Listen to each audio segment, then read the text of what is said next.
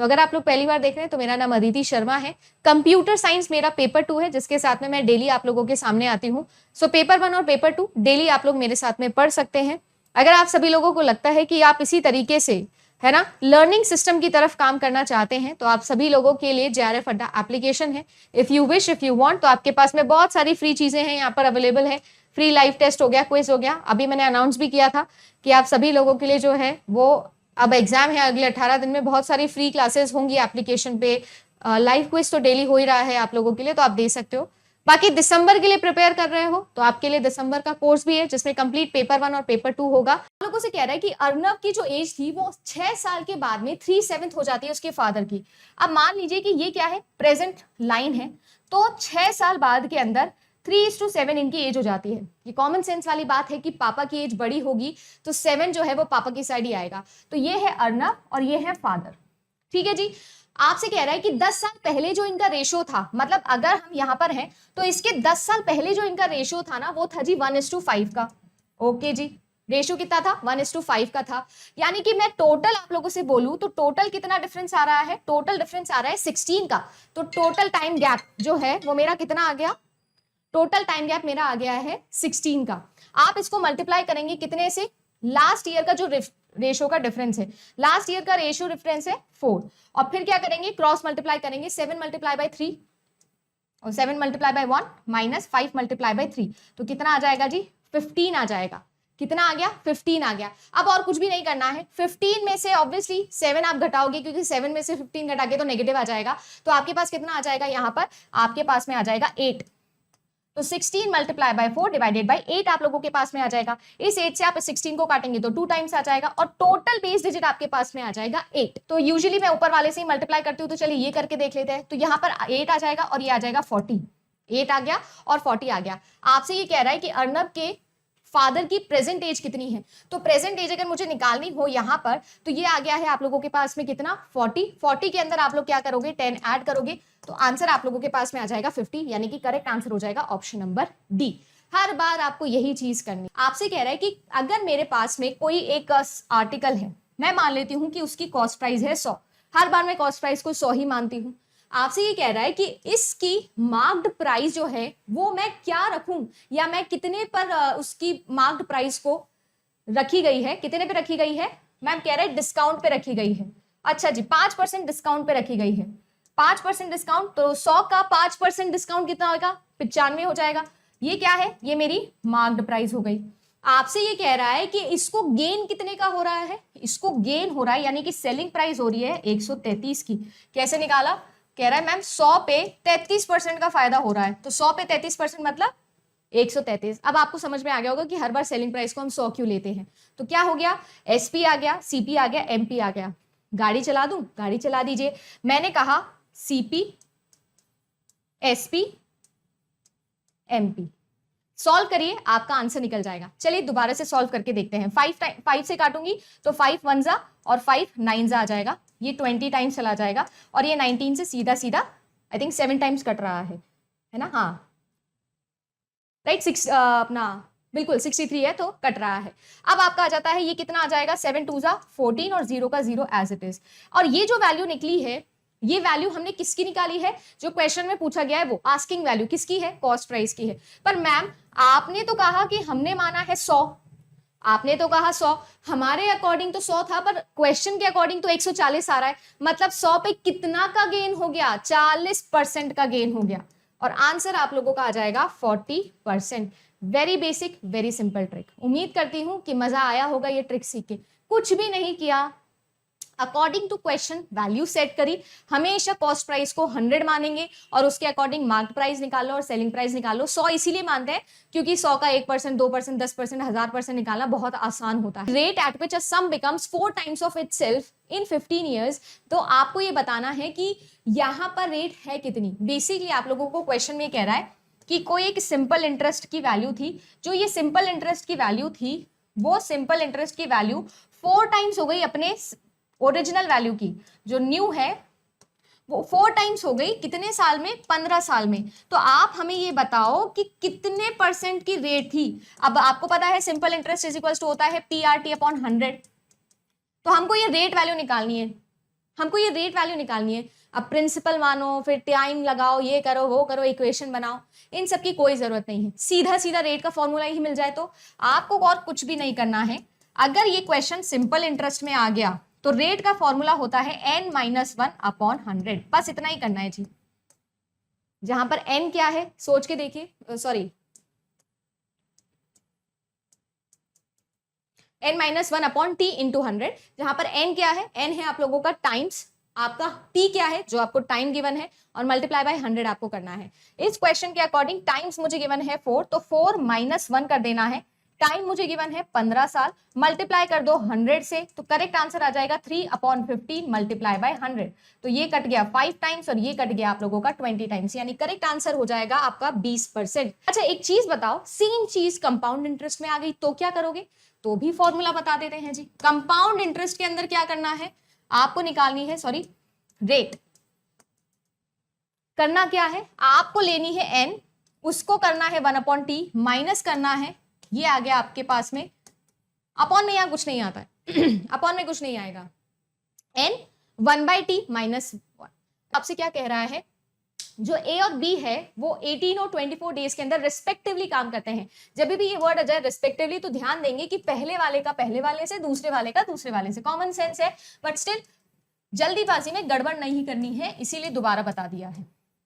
मुझे जो भी गिवन था वो मैंने चुपचाप लिख लिया। अब क्या है, सबसे पहले इनका एलसीएम निकालो। भैया एलसीएम निकालना या टोटल वर्क और एफिशिएंसी निकालना तो धर्म बना लो आप, हर क्वेश्चन में ये करना है, हर क्वेश्चन में आपका आंसर सही आना चाहिए। अब यहाँ पर देखो मजेदार बात यह है कि आपको निकालना है 24 का एलसीएम, मतलब 24 और 18 का एलसीएम। तो 24 की टेबल बोलनी होगी, 24 की टेबल में ऐसा जो नंबर आएगा जो कि 18 से भी ज्यादा है वही एलसीएम होगा। चाहो तो आप लोग डायरेक्टली कर सकते हो, कैसे 24 की टेबल लिखना स्टार्ट करो जी, और 24 की टेबल लिखते लिखते लिखते लिखते आप लोग सॉल्व करो। या फिर एक और तरीका होता है एलसीएम जल्दी निकालने का, 24 को आप तोड़ लो, तो 2 × 12 होता है, 2 × 6 × 2 होता है, 2 × 2 × 2 × 3 होता है, तो 2 की पावर 3 × 3 की पावर 1 हो जाता है। इस तरीके से कर सकते हो ना। 18 को देखो आप लोग, तो 18 को करोगे तो 3 × 9 हो जाता है, 3 × 3 × 3 हो जाता है, सही है ना भाई, सॉरी 9 × नहीं 6 × तो 2 × 3 हो जाएगा, यानी कि 3 की पावर 2 × 2 की पावर 1। तो हम लोग मैक्सिमम पावर ले लेते हैं, तो मैक्सिमम पावर 2 की पावर 3 और यहाँ पर 3 की पावर 2, तो यही आप लोगों का एलसीएम आएगा क्या। चाहे आप लोग किसी भी तरीके से करो, मैं तो सिर्फ वेराइटी दिखा रही थी कि 2 की पावर 3 × 3 की पावर 2, तो 2 की पावर 3 होता है 8 और 3 की पावर 2 जो होता है वो होता है 9। तो 9 8 से कितना होता है भाई, 9 8 से कितना होता है 72 होता है। तो क्या 72 ही इसका एलसीएम आएगा, 72 ही इसका एलसीएम आने वाला है। चाहो तो आप लोग 24 की टेबल बोल के देख लो, चाहे ये करके देख लो, एक ही बात होने वाली है। चलो कोई नहीं, एफिशिएंसी निकाल के देखते हैं जी, एफिशिएंसी कितनी आएगी। एफिशिएंसी कितनी आएगी, 18 को 72 से मल्टीप्लाई करो आप तो, और ये आप लोगों का 72 डिवाइडेड बाय 18 है, 24 है, तो ये आप लोगों का 3 टाइम्स चला जाएगा। देखो ए की भी आ गई, बी की भी एफिशिएंसी आ गई। अब आप लोग देखो क्वेश्चन में क्या क्या रहा है। क्वेश्चन ये कह रहा है कि अगर मैंने इन दोनों को साथ में काम करवाया, मान लो ये टोटल वर्क था 72 चेयर्स बनानी थी, इन 72 चेयर्स को बनाते समय 8 दिन के लिए दोनों ने साथ में काम किया, दोनों ने साथ में काम किया है 8 दिन के लिए। अब देखो एक दिन में ये 4 काम कर रहा है, एक दिन के अंदर ये 3 काम कर रहा है, तो टोटल मैं पूछूं तो आप लोगों से एक दिन के अंदर कितनी चेयर बन जा रही है, 7 बन जा रही है। ऐसे ही अगर 8 दिन का पूछूं तो 8 दिन में कितनी बन जाती होगी, 7 × 8 बन जाती होगी, यानी कितनी बन जाती होगी आपके पास में टोटल 42 बन जाती होगी, 56 टोटल आप लोगों के पास में 56 चेयर्स बन जाती होगी। अब आप लोगों से ये कह रहा है कि इसके बाद में ए जो है वो काम छोड़ के चला जाता है, ए जो है वो काम छोड़ के चला गया है, भाई ए को काम छोड़ के चले जाने दे दो।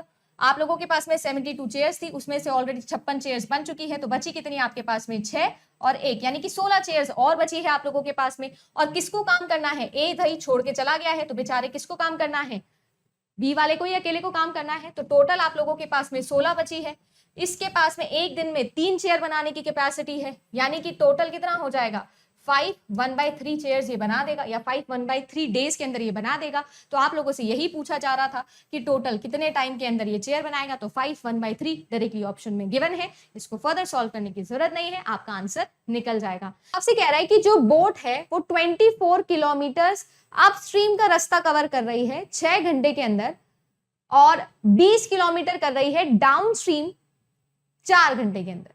आपको ये बताना है बोट की स्पीड स्टिल वाटर के अंदर कितनी है और स्पीड ऑफ स्ट्रीम आपको बतानी है कि वो कितनी है। अब मुझे एक बात बताओ, up stream and down stream की मैं बात कर रही हूँ, right, up stream and down stream. तो अप स्ट्रीम के अंदर जो स्पीड होती है वो कैसे निकालते हैं, डिस्टेंस अपॉन टाइम से निकालते हैं। वो आप लोगों को गिवन है 24 अपॉन कितनी 6। और डाउन स्ट्रीम के अंदर जो स्पीड होगी, ये स्पीड निकाल रही हूं ना, वो कितनी होगी, वो होगी आपकी 20 अपॉन 4। अब ये जो अपस्ट्रीम है, अभी अभी मैंने बताया स्पीड इसकी कितनी होगी, जो भी बोट की स्पीड है वो माइनस जो भी वाटर की स्पीड होगी वो। तो आपके पास में जो रिलेटिव स्पीड है वो ये निकल गई। और अगर डाउन स्ट्रीम है तो क्या होगा, मदद करेगा, तो बोट में ऐड हो जाएगा आपका स्पीड ऑफ वाटर। ठीक है जी, यानी कि ये वैल्यू कितनी आएगी 4 और ये वैल्यू कितनी आएगी 5। यानी जो मेरी अप स्ट्रीम है, अप स्ट्रीम उसकी वैल्यू है 4 और डाउन स्ट्रीम की वैल्यू है 5। तो दो इक्वेशन, दो वेरिएबल सॉल्व करिए, आंसर निकाल लीजिए। कैसे सॉल्व करेंगे मैं कर देती हूं आप लोगों के लिए। Basically speed of boat minus speed of water बराबर 4 है, speed of boat plus speed of water बराबर 5 है। कुछ मत करो, दोनों इक्वेशन को ऐड कर दो। तो 2 स्पीड ऑफ बोट जो है वो 9 आ जाएगी, स्पीड ऑफ बोट जो है वो 9/2 आ जाएगी, यानी कि 4.5 आ जाएगी। ये वैल्यू आप इसमें या इसमें किसी में भी डाल दीजिए, आपको स्पीड ऑफ वाटर भी मिल जाएगा। तो 4.5 स्पीड ऑफ वाटर है ना, एक ही है, that is option number B. देखो आपसे ये कह रहा है कि calculate the amount of water which should be added in the 80% solution of sulphuric acid to make 50% solution. इसके अंदर रहे होंगे पानी के, इसको 50-50 बनाना है, मतलब 1:1 बना देना है रेशो को। तो 1:1 बनाने के लिए वाटर ऐड करना पड़ेगा। अब ये कैसे निकाले, जब तक दोनों क्वांटिटीज में से कोई एक चीज सेम नहीं होगी। भाई दो इक्वेशन, दो वेरिएबल, एक वेरिएबल को तो रखना पड़ेगा ना कांस्टेंट, सो दैट दूसरे वेरिएबल को कैलकुलेट कर सको। ऐसे ही तो इक्वेशन सॉल्व होती है। तो मैंने क्या किया, मैंने मैम सल्फर वाला जो पार्ट है ना उसको कॉमन कर दिया। कॉमन करने के लिए नीचे वाले को भी 8 से मल्टीप्लाई कर दिया, कर दो 8 से मल्टीप्लाई कर दिया, तो 8:8 आ गया। कितना ऐड किया, 6 का मल्टीपल ऐड हो रहा है बेसिकली, ठीक है। और क्योंकि परसेंटेज में है इसलिए 60 है ना, परसेंटेज में है इसलिए 60 आंसर आया है। अगर परसेंटेज में नहीं होता तो 6 आंसर आ जाता। यहां पर कह रहा है कि कोई दो नंबर्स हैं जो रेशो के अंदर है 7 और 8। आपसे ये बोल रहा है कि इन दोनों नंबर का जो डिफरेंस है वो दिया हुआ है आपको 30। अब मैं इस क्वेश्चन को चाहूं तो देखो, इनको आप 7x मान लो, इसको आप 8x मान लो, सॉल्व कर लो। रैदर आप सभी लोगों को अगर याद हो, आपने थोड़ी बहुत मैथमेटिक्स मेरे साथ में पढ़ी है ना, मैंने मैथमेटिक्स के क्रैश कोर्स में भी आपको सिखाया था। आप सभी लोग यहाँ पर कौन सा फॉर्मूला लगा सकते हो, actual value upon according value multiply by asking value. सभी को याद है क्या, या जो पुराने बच्चे हैं, वैसे तो मुझे पता है यहाँ पर सबसे सिंसियर बच्चे इस वक्त सुबह मेरे साथ जुड़ते हैं, तो उनको याद होगा ये फॉर्मूला, है ना। Actual value upon according value into asking value. Actual value कितनी गिवन है मैम, डिफरेंस गिवन है कितना 30। हमारे अकॉर्डिंग डिफरेंस कितना है 1। आपसे क्या पूछा जा रहा है, नंबर बताओ। तो मैम देखो, एक नंबर है 7 और 30 डिवाइडेड बाय 1, एक नंबर है 8।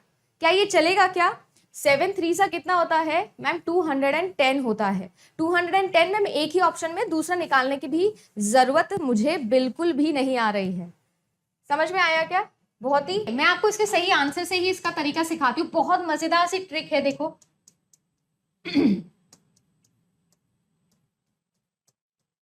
छोटे से बड़े में लगाना है। देखो ध्यान से, आपको करना क्या होता है इस क्वेश्चन के अंदर, सबसे पहली बात तो आपको इन दोनों का डिफरेंस, न्यूमरेटर और डिनोमिनेटर का डिफरेंस निकालना है। दोनों का डिफरेंस 4 आएगा, दोनों का डिफरेंस 6 आएगा, दोनों का डिफरेंस कितना आने वाला है 22 आने वाला है, और इन दोनों का डिफरेंस आने वाला है 8। ठीक है जी, तो डिफरेंस कितना आया, इसका 4 आया, इसका डिफरेंस कितना आया 6 आया, इसका कितना आया 22 आया, और इसका कितना आया 8 आया। जो भी डिफरेंस आया उसको न्यूमरेटर से डिवाइड कर दीजिए। करिए, 3/4 करिए, 11/6 करिए, 41/22 करिए, और 21/8 कर दीजिए। और जो सबसे बड़ा वो सबसे बड़ा, जो सबसे छोटा वो सबसे छोटा। 3/4, ठीक है, 1 से छोटा होता है ये 1 से बड़ा आएगा, ये तो 2 के आसपास आएगा, 1 से भी बड़ा आएगा। और इसको देखेंगे तो ये भी आपके 3 के आसपास, 2 से भी बहुत बड़ा आएगा। तो सबसे छोटा, सबसे बड़ा, correct answer option number C. जब भी फ्रैक्शन का ऑर्डर लगाना आए, जब भी फ्रैक्शन का ऑर्डर लगाना आए तो करना क्या है, न्यूमरेटर का और डिनोमिनेटर का डिफरेंस करना है, न्यूमरेटर का और डिनोमिनेटर का डिफरेंस करना है और इंडिविजुअल न्यूमरेटर से उसको डिवाइड कर देना है।